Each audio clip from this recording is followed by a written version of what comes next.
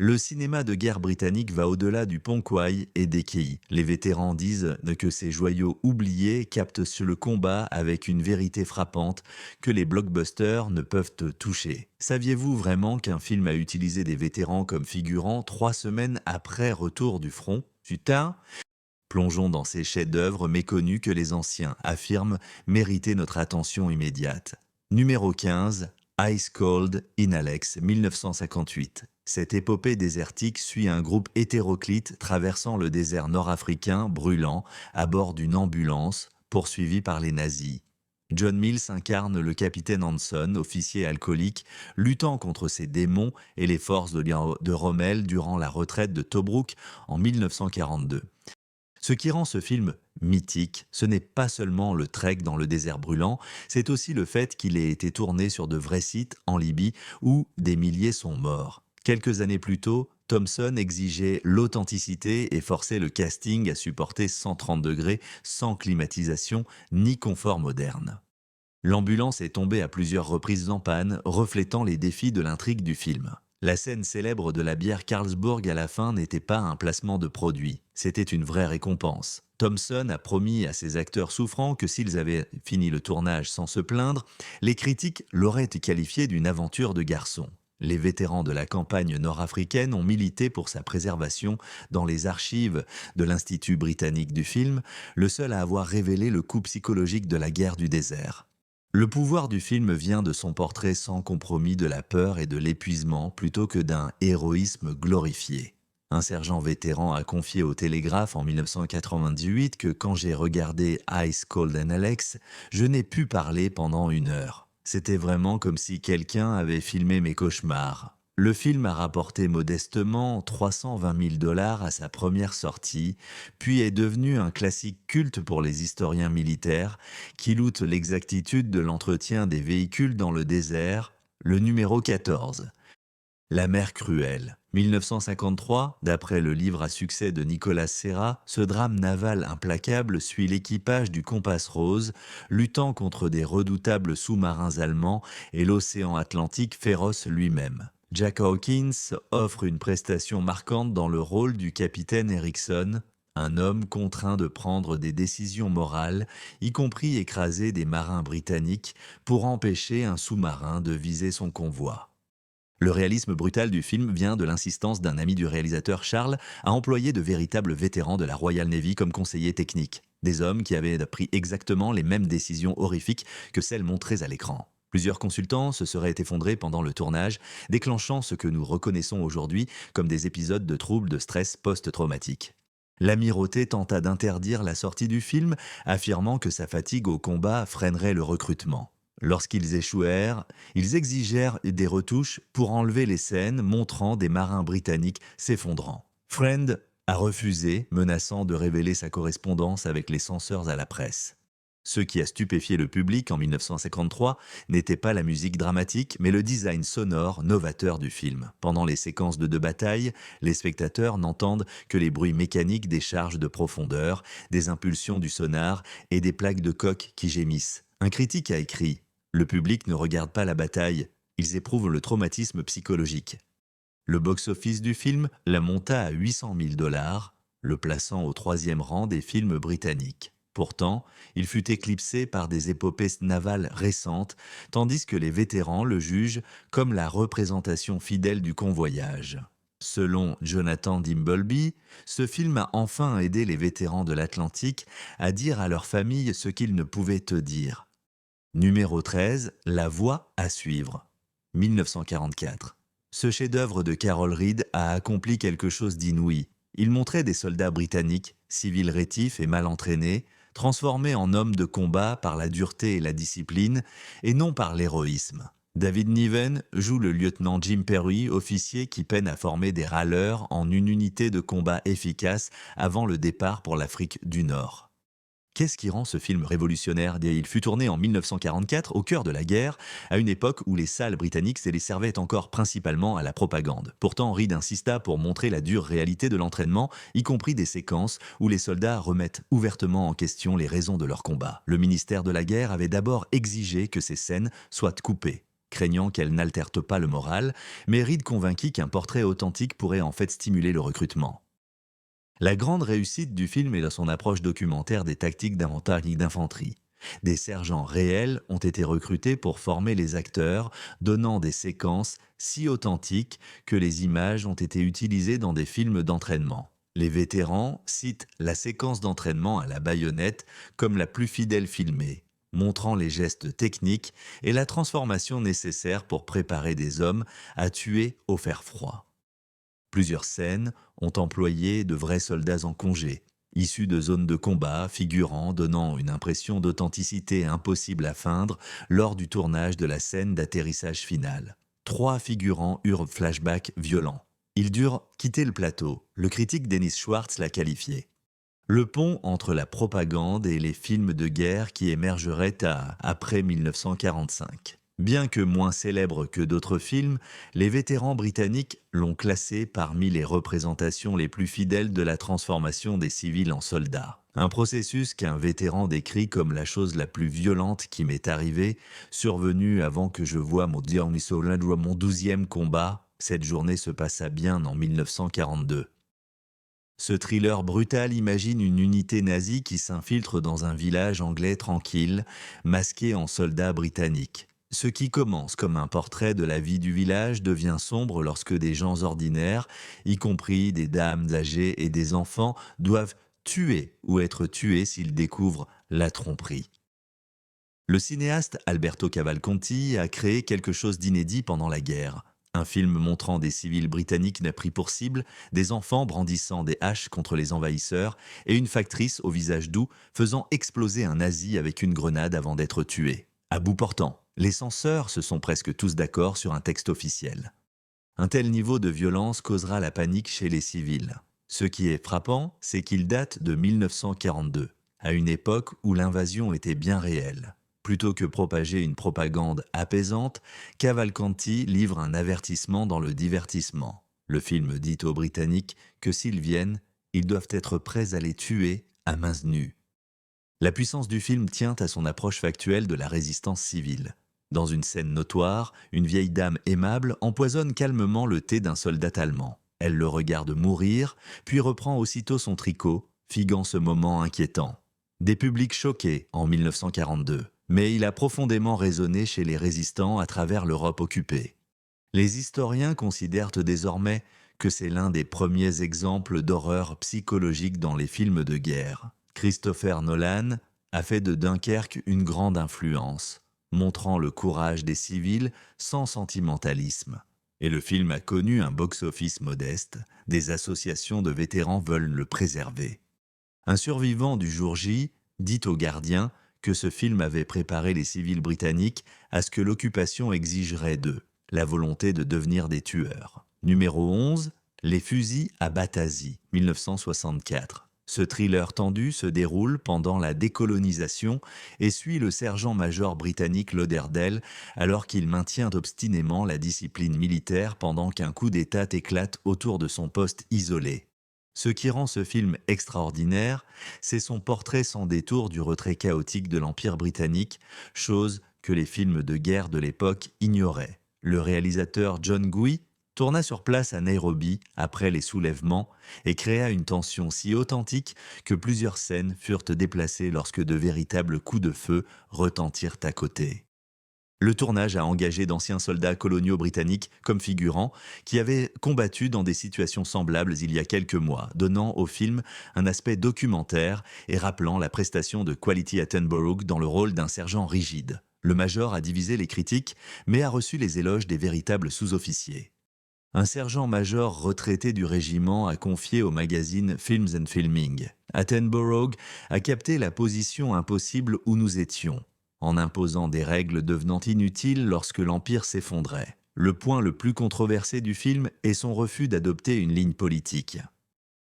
Ni soutenir pleinement le colonialisme, ni adopter totalement les mouvements en faveur de l'indépendance. Il montre plutôt le coût humain des transitions politiques vues par le regard des soldats. Cette ambiguïté morale a conduit à son interdiction temporaire dans plusieurs pays africains nouvellement indépendants, malgré une représentation relativement favorable des soldats africains. Bien qu'il ait remporté le BAFTA du meilleur film britannique, il a rapidement disparu des circuits. Peut-être parce qu'il était inconfortable. Des questions sur l'héritage colonial britannique ne s'inscrivaient ni dans des récits conservateurs ni libéraux. Pour les historiens militaires, c'est l'une des rares représentations exactes de la façon dont des soldats professionnels naviguent dans le chaos politique, non par l'héroïsme, mais par l'adhérence à la procédure, comme un vétéran l'a déclaré à la BBC. Ce film montre ce que la plupart des films de guerre ne montrent pas. Pour la plupart des soldats, l'ennemi n'est pas l'autre camp, c'est l'effondrement même de l'ordre lui-même. Numéro 10, Mer de sable, 1958, ce chef-d'œuvre oublié du combat dans le désert, suit une patrouille d'un groupe désertique de longue portée dans une mission suicide visant à détruire une citerne de carburant. Bien loin derrière les lignes ennemies, Richard Attenborough et John Gregson mènent une petite équipe à travers 400 miles du Sahara inexploré, dans des jeeps spécialement modifiés. Combattre non seulement les Allemands, mais le désert. Ce qui distingue ce film des aventures de guerre, c'est l'attention du réalisateur Guy Green aux détails. Les techniques de navigation de la patrouille, l'entretien des véhicules et le rationnement de l'eau furent montrés avec précision. Le film servit à l'entraînement des forces spéciales. Green a longuement consulté les vétérans du LRDG, intégrant leurs techniques de survie. Cette scène montrant comment obtenir de l'eau potable d'un radiateur aurait sauvé 2 randonneurs perdus qui s'en souvinrent. Des années plus tard, le tournage en Libye a été confronté à des conditions extrêmes, avec des températures atteignant 100 à 35 degrés.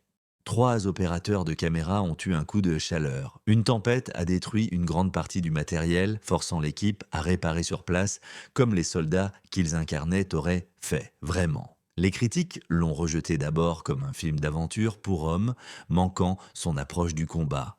Contrairement à la plupart des films de guerre, Sea of Sand montre des soldats entraînés ressentant la peur et remettant en question les ordres. Des interprétations d'un réalisme tel que des vétérans du LRDG auraient quitté la salle lors de la première, la jugeant bouleversante. La scène la plus forte montre le personnage d'Attenborough souffrant. Ce que nous pourrions aujourd'hui identifier comme une crise panique soudaine survenant au cours d'une tempête de sable, quelque chose qu'aucun film de guerre britannique n'avait jusqu'alors osé montrer auparavant. Des psychologues militaires ont par la suite loué cette séquence pour son portrait fidèle du stress au combat dans les unités d'élite, bien que le film n'ait rapporté au box-office que des recettes modestes. Le fondateur du SAS, David Sterling, a qualifié ce film du seul qui ait su saisir l'isolement psychologique extrême de la guerre de pénétration en profondeur, et il aurait été projeté pour les nouvelles recrues jusqu'aux années 1970. Numéro 9, La pièce, 1949. Ce thriller psychologique suit l'expert en désamorçage Sammy Rice. David Farah, scientifique alcoolique, lutte contre ses démons en essayant de désamorcer un nouveau type de piège allemand qui tue des enfants sur les plages britanniques. Bien, Powell et Pressburger ont créé une œuvre révolutionnaire, un film de guerre centré sur des luttes intérieures plutôt que sur des combats externes. Ce qui rend ce film extraordinaire, c'est son portrait sans concession du PTSD et de l'abus de substances chez des spécialistes techniques. Rice n'est pas un héros sur le front, mais un expert tourmenté avec un pied prothétique qui s'automédique au whisky. Sa lutte pour vaincre son addiction se mêle à son effort pour comprendre le mécanisme de la bombe. 2 énigmes qui pourraient le détruire si mal résolues. Les séquences de désamorçage de bombes ont bouleversé l'attention au cinéma. La scène finale de désamorçage, sur une plage balayée par le vent, utilise peu de dialogue ni de musique et montre surtout les mains, la sueur et les mécanismes qui tic-tac. Hitchcock a reconnu emprunter ces techniques pour ses thrillers. Des vétérans ont servi comme consultants, donnant au film une exactitude technique qui a mené au classement par le War Office. Les critiques étaient perplexes face aux éléments surréalistes du film. En particulier, une scène cauchemardesque montrant Dury s'affrontant à une bouteille de whisky géante. Cette approche expressionniste pour dépeindre l'addiction était en avance de plusieurs décennies sur son époque. Le film a connu de faibles résultats au box-office et l'un des distributeurs se plaignait que le public veut des héros de guerre, pas des neurotiques de la guerre. L'impact du film vient de sa vision révolutionnaire du coup mental de la guerre spécialisée. Les équipes modernes DoD s'y réfèrent. Un vétéran irakien y raconte au Times 2010. Quand on demande ce que ressent le démantèlement des bombes, je leur dis de regarder la petite arrière-salle. Les détails techniques datent, mais la pression mentale est exactement ce qu'il faut. Christopher Nolan l'a cité comme une influence clé sur les séquences de déminage dans Le Chevalier Noir. On le décrit comme le premier film qui comprend que la tension vient du personnage et non des comptes à rebours. Numéro 8, The Man Who Never Was, 1956. Ce thriller d'espionnage dépeint l'opération Mincemeat. Voici l'une des tromperies les plus extravagantes de Warner Bros. Des agents du renseignement britannique faisaient flotter un corps portant de faux plans d'invasion au large de la côte espagnole afin d'induire en erreur le haut commandement nazi. Clifton Webb interprète à la fois le rôle de Vous et celui de Montagu, l'officier naval qui a ourdi ce bizarre stratagème en créant une identité entièrement fictive pour un corps sans vie. Ce qui rend ce film exceptionnel, c'est qu'il est basé sur les mémoires de Montagu lui-même. Et pourtant, plusieurs scènes ont été modifiées car l'opération réelle restait classifiée. Cela créait une situation. L'auteur du film savait que certaines scènes étaient inexactes, mais ne disait pas pourquoi. Quand les documents furent déclassifiés dans les années 1990, les historiens virent que l'opération réelle était bien plus folle que celle du film. Nem exigea un réalisme clinique pour les scènes du morgue où le corps est préparé, provoquant une controverse avec des capteurs qui le jugeaient trop morbide. Ces scènes ont été tournées avec de vrais médecins et du matériel réel, et leur réalisme était tel que plusieurs spectateurs auraient été évanouis lors des premières projections. Le point fort du film est sa complexité éthique. Montrer des officiers britanniques qui profanent essentiellement un cadavre et fabriquent de toute une vie pour des fins de propagande. Cette ambiguïté morale était radicale pour les films de guerre des années 50 qui montraient souvent des forces alliées de façon héroïque. Un vétéran du renseignement a confié au Sunday Times: ce film saisit l'essentiel du travail du renseignement que les thrillers d'espionnage négligents, c'est souvent moralement inconfortable, des actions douteuses pour des raisons justifiables. Bien qu'il ait connu un succès modeste au box-office, le film est devenu visionnage obligatoire pour les agences de renseignement du monde entier. L'historien de la CIA, David Rothbard, a qualifié ce film d'être le premier à montrer les détails bureaucratiques et moraux des opérations de tromperie. Les dossiers de l'opération Mincemeat ont été déclassés. Les services de renseignement furent stupéfaits de voir combien le film était fidèle, malgré des informations incomplètes, preuve de l'orientation prudente donnée par Montagu à la production dans le cadre du secret officiel. 7e, bataille du Rio de la Plata. En 1956, l'épopée navale de Powell et Pressburger recrée la première victoire navale britannique de la Seconde Guerre mondiale. La poursuite du croiseur de poche allemand Graf Spee par des croiseurs britanniques d'un plus petit. Ce qui distingue ce film, c'est son équilibre fort dans la représentation des combattants des deux camps, montrant le capitaine allemand Langsdorff comme un officier honorable plutôt que comme un méchant. La production atteint une authenticité sans précédent en tournant à bord des navires de guerre impliqués dans la bataille. Le HMS Ajax, Exeter et Cumberland ont tous joué leur propre rôle, avec de vrais membres d'équipage comme figurants. 11 ans après le combat, le tournage créait des moments étranges quand les marins devaient rejouer des batailles sur le même pont où ils s'étaient débattus. Plus remarquable encore, les cinéastes ont convaincu la marine américaine de les prêter. Les États-Unis utilisent Salem comme remplaçant du Graf Spee coulé. Ainsi, pour la première fois, un bâtiment américain a incarné un navire allemand. Cela a nécessité des pourparlers au plus haut niveau et a suscité la controverse dans la presse américaine. La force du film est sa vision froide de la guerre navale comme un échiquier tactique plutôt que comme une croisade émotionnelle. Les historiens navals loudent la précision de sa vision des décisions de commandement, des procédures de communication et du contrôle des dégâts. La plupart des films de guerre ignorent une scène montrant des marins buvant le thé pendant que des obus explosent près d'eux. Cela a été jugé comme un stéréotype britannique, puis des vétérans ont confirmé que c'était exactement ce qui s'est passé.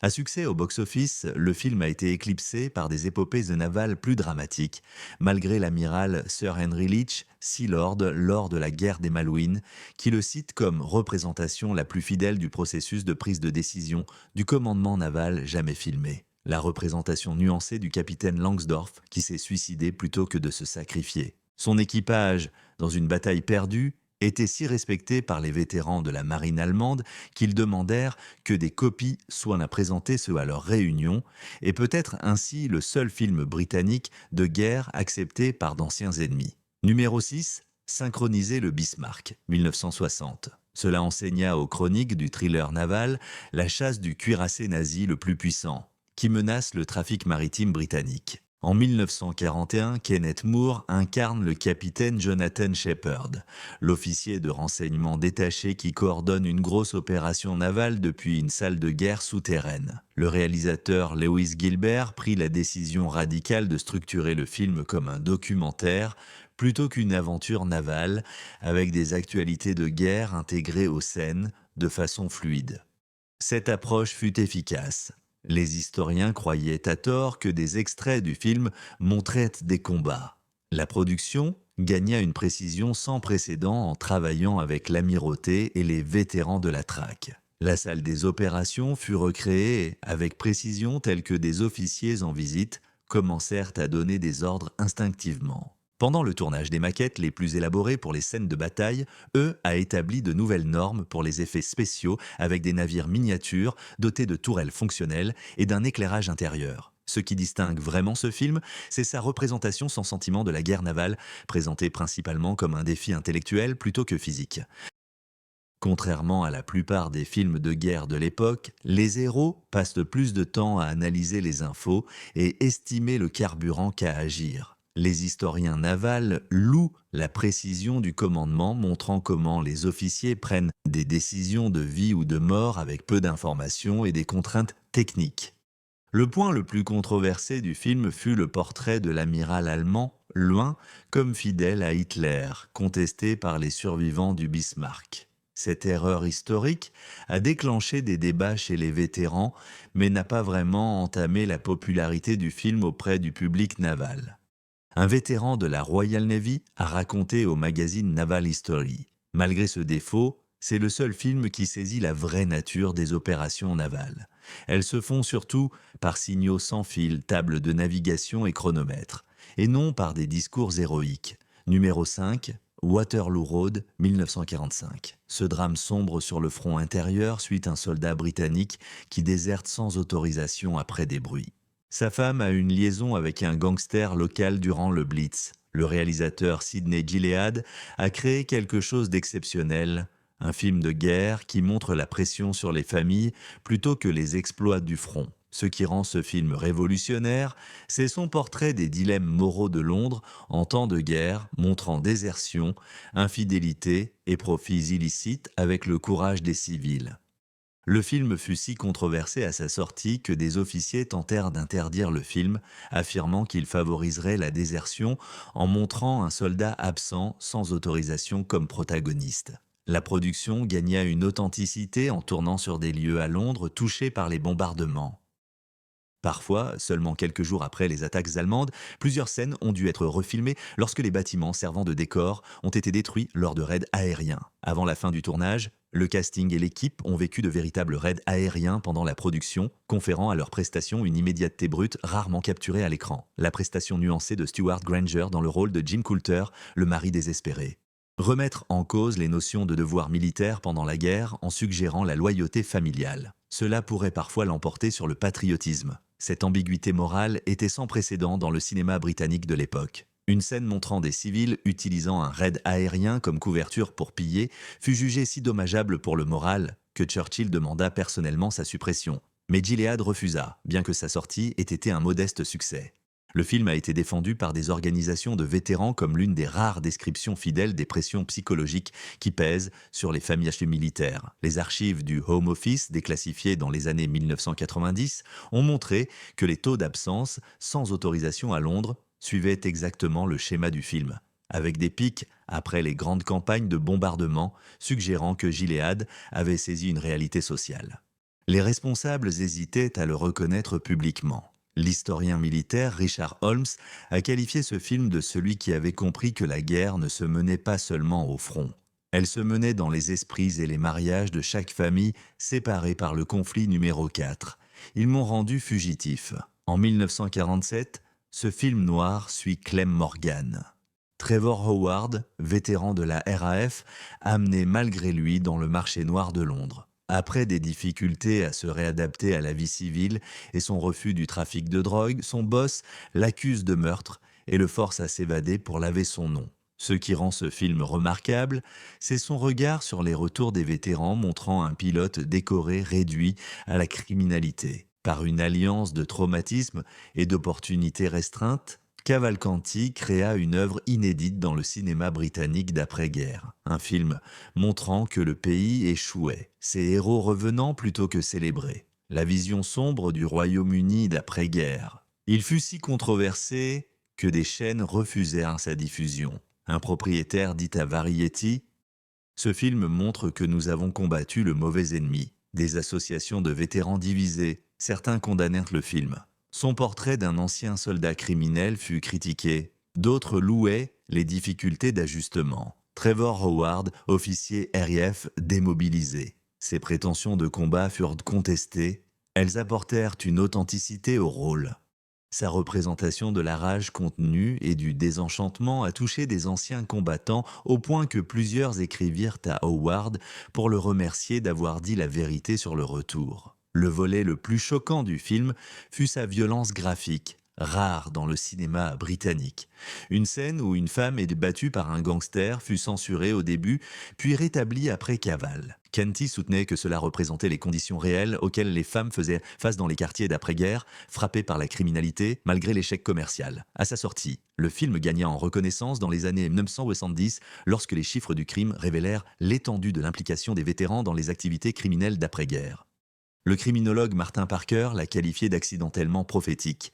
Il dépeignait un problème social que les autorités refusèrent d'admettre pendant des décennies. Christopher Nolan s'en inspira pour les éléments Dark Homecoming dans Dunkerque, disant que c'était le premier film assez courageux pour montrer que la victoire n'implique pas des fins heureuses pour ceux qui combattaient. Numéro 3, Le chemin vers les étoiles, 1945.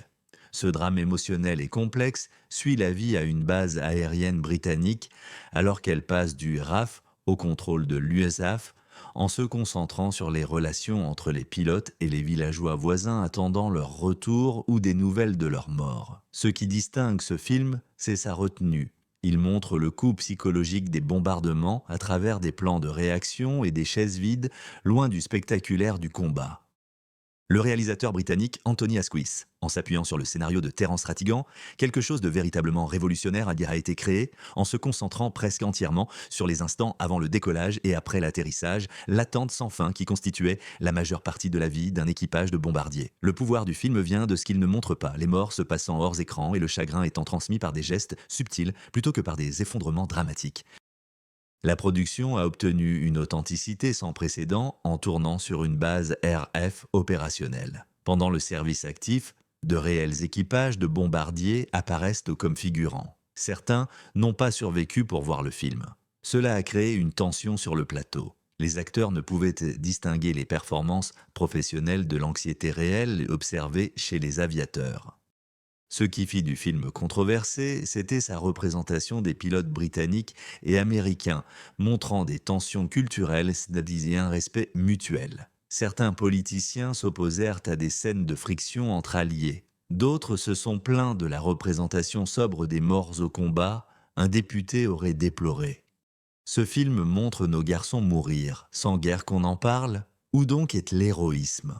L'impact durable du film vient de sa description réaliste de la douleur sur le front intérieur. Le personnage de l'hôtel Propri, qui ajoute et retire stoïquement des photographies de pilotes sur son mur, devient une icône de la résilience civile.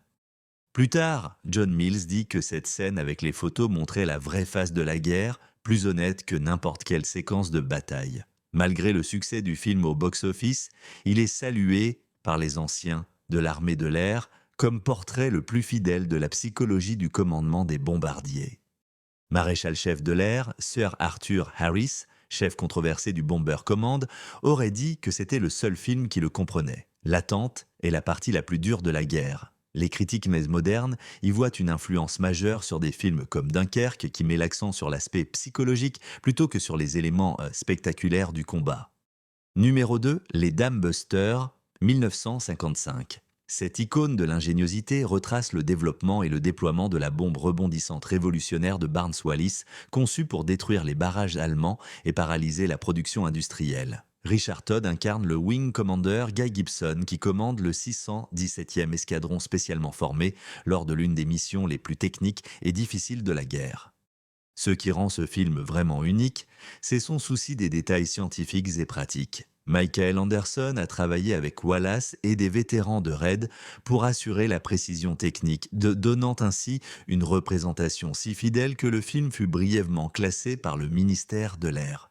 Au-delà des inquiétudes révélant trop de secrets opérationnels et menaçant la sécurité, la production a connu des défis sans précédent pour recréer les Lancaster spécialisés et leurs mécanismes de largage. La RAF a fourni des Lancaster réels, mais des modifications ont dû être rétro-ingénierées à partir des spécifications de guerre partiellement classifiées, effets spéciaux. Le superviseur Gilbert Taylor a inventé de nouvelles techniques pour créer l'effet distinctif de rebond des bombes, établir des normes pour des travaux miniatures qui influencent les effets spéciaux pendant des décennies. L'élément le plus puissant du film est sa représentation non sentimentalisée du coût humain de l'innovation. Contrairement à la plupart des films de guerre de l'époque, il montre un taux de perte élevé. 8 des 19 avions perdus sans justification patriotique permettant aux spectateurs de se demander si les gains stratégiques justifient les pertes. Cette complexité morale était rare au cinéma de guerre des années 50. Elle a suscité la controverse parmi les critiques, certains la critiquant. Son décompte froid des vies perdues réussit à sa sortie. Le public est troublé par la mascotte d'escadron, un labrador noir dont le nom est une insulte raciale. La précision historique qui complique vraiment l'héritage du film. Malgré ses avancées techniques, l'influence du film sur le cinéma dépasse les films de guerre. George Lucas citant le raid maudit et les séquences d'attaque comme source d'inspiration pour le briefing de l'Étoile de la Mort et la course dans les tranchées de Star Wars. Numéro 1, Overlord, 1975. Ce film expérimental et profondément captivant suit le parcours d'un jeune engagé de sa convocation jusqu'au jour J. À travers une combinaison onirique de scènes fictives et de séquences d'archives authentiques, le réalisateur Stuart Cooper a créé quelque chose d'entièrement singulier. Un film de guerre qui ressemble autant à un documentaire qu'à un cauchemar, saisissant l'expérience psychologique d'être un individu pris dans l'une des plus vastes opérations militaires de l'histoire. Ce qui rend ce film exceptionnel, c'est l'accès unique de Cooper aux archives du Musée impérial de la guerre, permettant l'usage de scènes de combat autrefois interdites. Cooper et le chef opérateur John Alcott, collaborateur de Kubrick, ont adapté leurs scènes fictives au matériel d'archives avec de vieux objectifs et des techniques de tournage. Cela a créé des transitions fluides entre l'histoire personnelle et le récit historique. La production a maintenu une authenticité radicale en utilisant du matériel et des lieux militaires réels. Les séquences de chars ont utilisé des Churchill encore en état de marche, confiés à des opérateurs vétérans. Bien que les entraînements au combat aient été tournés lors d'exercices militaires réels, ce qui est le plus remarquable, l'acteur principal Brian Sterner a suivi la même formation de base que les recrues des années 1940, vivant dans des conditions d'époque pendant des semaines avant le début du tournage. La réussite la plus marquante du film est sa représentation de la prémonition et du destin. Le protagoniste fait l'expérience de rêve, prédisant sa mort, qui intègre des images réelles des pertes du jour J, créant une méditation dévastatrice sur le destin individuel au sein d'une guerre de masse. Cette approche était si perturbante psychologiquement que plusieurs anciens combattants ont quitté les premières projections, jugeant cela trop fidèle, une représentation d'une angoisse pré-invasion. Bien que l'Ours d'Argent ait été attribué au Festival de Berlin. Overlord fut peu distribué en GB. On dit à Cooper que les Britanniques n'aiment pas qu'on leur rappelle la mort. Le film a disparu jusqu'à sa restauration par le Musée impérial de la guerre en 2006, ce qui entraîne une réévaluation qui l'a qualifié de chef-d'œuvre. Selon vous, l'approche britannique du cinéma de guerre, plus psychologique, vaut-elle mieux que les films spectaculaires hollywoodiens ? Avez-vous vu ces classiques oubliés ? Dites dans les commentaires quel film britannique de guerre méconnu mérite plus de reconnaissance et abonnez-vous pour d'autres plongées dans l'histoire du cinéma que le grand public ignore.